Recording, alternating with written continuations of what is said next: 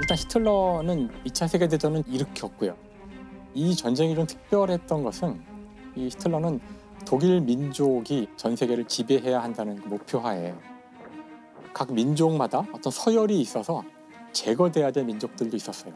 그 서열 안에는 특히 이제 모두 잘 아시는 것처럼 유대인이 그 없어져야 될 대표적 민족이었고 유대인이 무려 600만 명이 이제 이 죽음을 당하게 되죠. 아주 큰 전투가 있을 때조차 하루에 10만 명이 죽으면 이건 엄청난 사실 비극이에요. 실제 1차 세계대전 때 하루에 최악의 사상자가 나온 게 10만 명이었던 적이 있었는데 그때 완전히 피가 강을 이루고 눈에 보이는 땅 전체가 시체로 뒤덮였다는 끔찍한 장면들이 묘사가 되는데 600만이라는 숫자는 사실 우리가 웬만한 감각으로는 이걸 감당할 수가 없는 숫자예요. 유대인만 죽인 건 아니고 사실 지금의 러시아, 우크라이나죠 주로. 슬라브 전체를 다 우크라이나 지역이 곡창지대거든요. 네. 곡창지대의 저 곡식은 독일 사람들이 먹어야 되는 곡식이기 때문에 최종적 목표는 슬라브인을 다 죽이고 그 자리에 독일인이 가서 농사를 짓고 사는 것이 히틀러가 추구했던 미래의 모습이에요. 그래서 소련의 점령지의 민간인들을 무참하게 많이 죽여요. 얼마나 빨리빨리 이들을 죽이기 위해서 열차를 옮길 수 있는지 열차 아까 시각표를 다 최고의 수학자들이 모여서 그 시각표를 디자인하고 가장 빠르게 이들을 죽이고 소각하기 위해서 지방이 많은 여성을 시체들을 밑에 깔고 그 위에 남자를 까는 게 더 빠르다. 이것 여기 수많은 과학자들이 들어가서 연구를 하고 순조로울 뿐만 아니라 아주 효율적으로 이 일을 진행을 했던 거예요. 이때 죽은 민간인이 다 추정치지만 결국 2천만 명에 달한다는 추정치가 나오는데 거의 당시에 우리 조선을 다 없애버린 거나 마찬가지죠. 어떻게 그런 일이 가능했을까? 저는 그래서 히틀러가 어떻게 그런 자리에 올랐고 사람들이 어떻게 그런 일을 했는지를 이게 두 가지 측면으로 보려고 그래요. 일단 먼저 히틀러라는 개인을 한번 보려고 그러고 또 하나는 그 주변 환경이 어떠했는가, 어떤 분위기가 있었는가, 그래서 이런 비극이 일어났을까. 우선 히틀러라는 사람의 개인을 보자면 히틀러는 오스트리아 사람인데 히틀러 오스트리아 사람이에요? 독일 사람이 아닙니다. 오스트리아 사람이에요. 그러니까 아버지는 세관이었어요. 세관이었는데 아버지가 좀 문제가 있는 사람이었다고 해요. 폭력을 막 저지르고 아이들한테 굉장히 가부장적이었고 히틀러의 어린 시절은 아버지하고 좋은 기억이 별로 없고 근데 어린 시절 히틀러는 공부도 못하고 약간 문제아였고 학교에서는 본인은 그림을 너무 그리고 싶어 했다 그래요. 참 역사의 아이러니일 수 있지만 화가를 만드는 그 아카데미에서 2번이나 이제 거부하게 되는데 그 이후 히틀러의 삶은 그냥 무의도식하게 돼요. 허풍이나 치면서 나는 화가가 될 거야. 난 미래의 화가야 하면서 심지어는 중간에 이제 영장이 나오는데 군대 가라고 군대 가기 싫어가지고 도망 다녀요. 도망 다니지만 또 오스트리아를 떠나진 않아요. 왜냐하면은 아버지가 남긴 유산이 제법 있는데 그 유산을 24세에 받으라고 했기 때문에 그걸 받기 위해서 24세까지 오스트리아 안에 있어야 되는 거예요. 그러다가 이제 24살이 되자 돈을 받아가지고 오스트리아를 떠나죠. 그러니까 사실 군 문제 때문에 떠난 거죠. 지금까지에서는 전혀 삶의 변화가 앞으로 느껴지지 않는데 여기서 그냥 이대로 갔으면 히틀러는 정말 역사의 이름은커녕 그냥 찌질한 사람의 하나라고 그냥 끝나는 인생이었을 거예요. 하지만 여기서 히틀러에게 이제 기회가 주어지는데 그게 바로 1차 세계대전이에요. 전쟁이 히틀러에게 기회를 줘요.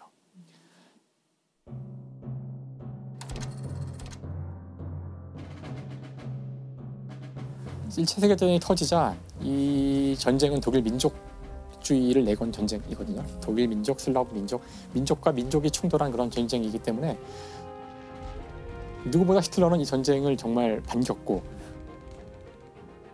오스트리아에서는 군대 안 가지고 도망 다녔잖아요. 본인이 자원 입대를 해요. 독일의 자원 입대를. 독일 사람도 아닌데 독일 군대에 정의감에 불타서 자원 입대를 하게 돼요. 당시 히틀러는 연락병이었대요. 총알이 쏟아지는 그 와중에 전방과 후방을 직접 오가면서 그 전력 역할을 하는 건데 그 연락병 역할을 충실히 수행을 하여 1차 세계대전에서 히틀러는 철십자 훈장을 2급, 1급에서 각각 2번을 받아요.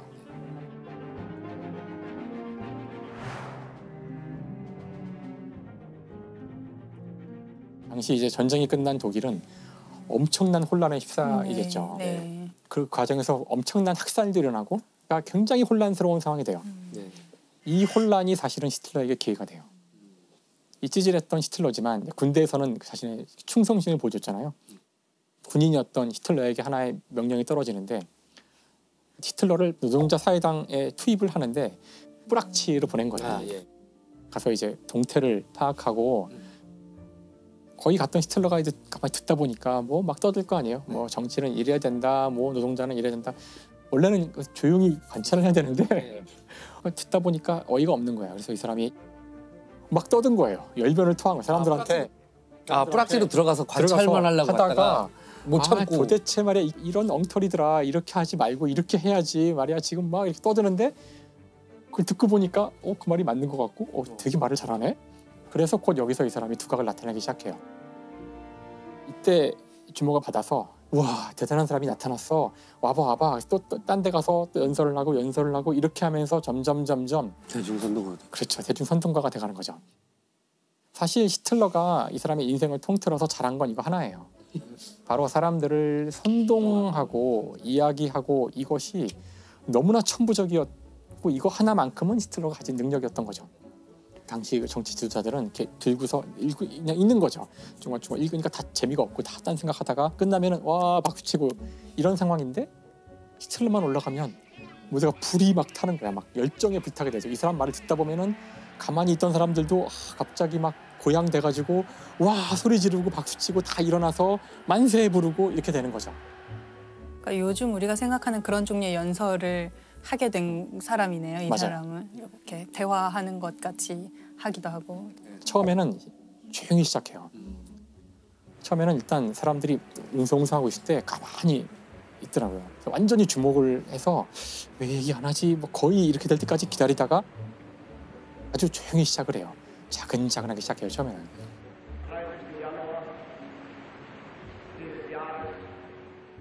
그다가 착착착착착착 올라가서 그러면 이렇게 해서 막 쓰러지면서 머리가 흔들리고 막 경련을 일으키면서 막 떠들면 사람들이 전부 다 일어나서 와 하면 또 탁 떨어져서 다시 또 착착착착 하면서 히틀러는 그때 한두 장 종이만 가져갔고 여기에다 이렇게 키워드만 몇 개만 가지고 쓰고 키워드에 줄쳐놓고 이것만 들고 2시간 정도 떠들 수 있었대요. 그냥.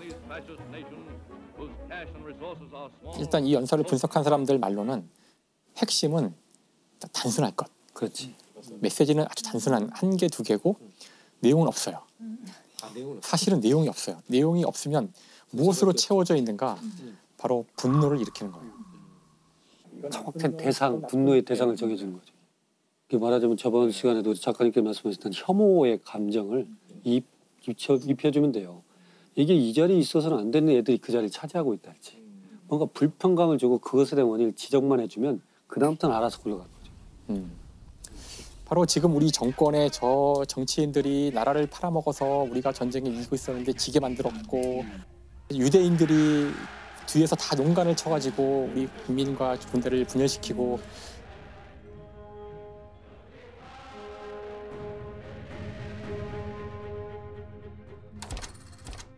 히틀러를 이렇게 만들어주는 두 개의 사건이 있는데 전쟁에 진 이후에 협정을 맺어야 되잖아요. 그 뒤에 이제 협정들이 계속 이루어지게 되는데 협정이 이루어지는 과정에서 너무나 굴욕적인 일들이 벌어지는 거죠. 땅을 뺏기고 그다음뿐만 아니라 엄청난 배상금을 이제 물라고. 근데 그 배상금이 상상을 초월하는 액수였어요. 당시 지금 그렇지 않아도 독일은 붕괴된 상태라서 돈을 뭐 주기는커녕 지금 이 자체가 굴러가지 않는 상황인데 그러면은 너희 줄 때까지 우리가 너희 땅을 점령할 거야. 그리고 군대를 보내요. 너희 배상금 줄 때까지 우리 안 나가. 그러니까 이러니까 독일 국민이 정말 완전히 빡 치는 거죠. 야, 이걸 독일 군인이 그냥 막고 있냐? 싸워야지. 우리 정부는 뭐 하나? 막 이러는 거죠. 그때 이제 히틀러는 지금이 기회다. 지금이야말로 쿠데타를 일으킬 절호의 시점이다 해가지고 쿠데타를 일으켜요. 그런데 계속 나오겠지만 히틀러는 기본적으로 이렇게 이런 거에 능한 사람이 아니에요. 경제적, 정치적, 역사에 대한 뭐 이런 통찰력이 있는 사람이 전혀 아니에요. 연설은 잘하지만 개인적으로 만나면 쭈뼛거리고 사람들하고 소통도 어려워하는 그런 사람이에요. 이런 위치에 올라갈 거라고는 상당히 이해하기 힘든 그런 캐릭터죠. 시원치 않게 기획되고 그냥 제대로 잘 진행되지 않은 쿠데타는 진압당해요. 그래서 이제 감옥에 가게 되는데 이게 기회가 돼요. 사실은 사실 반역자잖아요. 그렇죠. 보통 그러면 뭐 엄청난 중벌을 받는데. 보통은 이걸로 끝나죠. 정치 인생이 끝나게 돼야 되는데 쿠데타에 실패하고 감옥에 들어가는데 재판이 진행되죠. 이 재판을 이용하죠. 거기서 또 언변이.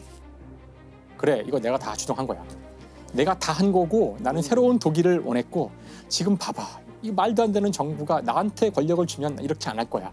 이러자 오히려 사람들은 박수를 치고 그 마음이 뭔지는 알겠어요. 우리가 봤을 때 막 나라가 지금 엉망이고 개판이 됐는데 쿠데타가 마음속으로는 또 성공했으면 좋겠다고 생각하는 사람도 있었을 것 같아요. 그런데 실패했는데 자기를 인정했어. 인정하고 난 후회하지 않는다. 결국 법원이 결국은 여기 극형 같은 걸 때려야 되는데 그렇죠. 5년형을 선고하게 되고 그다음에 감옥에 있을 때에도 엄청난 대접을 받아요. 전국에서 텐레터와 꽃다발이 수북히 쌓이고 간수들이 큰 방을 마련해서 소파에 누워 있었다 그러는데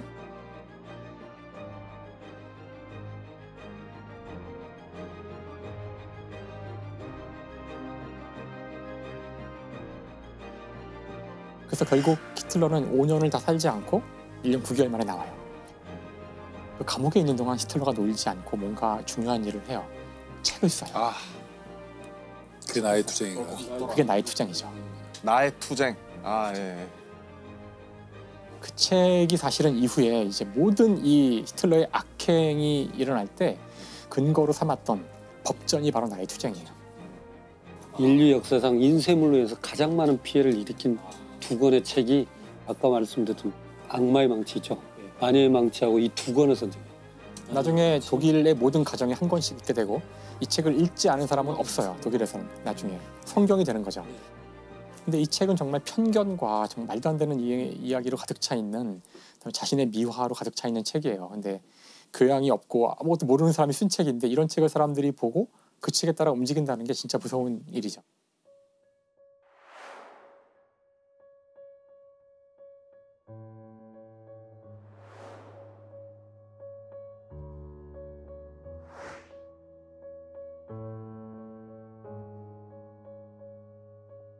어쨌든 히틀러한테는 그 쿠데타 시도가 자신을 전국구 스타로 만드는 계기가 돼요.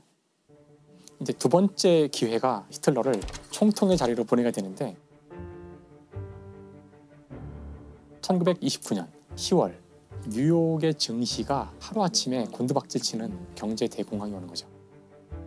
당시 독일도 여기에서 헤어날 수 없게 되는데 사실 이런 위기에 봉착하면 할 일이 많거든요. 뭐 사람들의 복지 수준을 줄이고 그다음에 임금을 뭐 세금을 높이고 이런 많은 정책들을 해서 이 위기를 타파해야 되는데 그런 정책을 피려고 하려면은 의회의 동의를 구해야 되고 근데 의회에서는 뭐 이걸 논의하긴커녕 맨날 파당 싸움만 하고 이러고 있는 거였죠. 그래서 히틀러가 이제 이걸 놓쳤을 리가 없잖아요.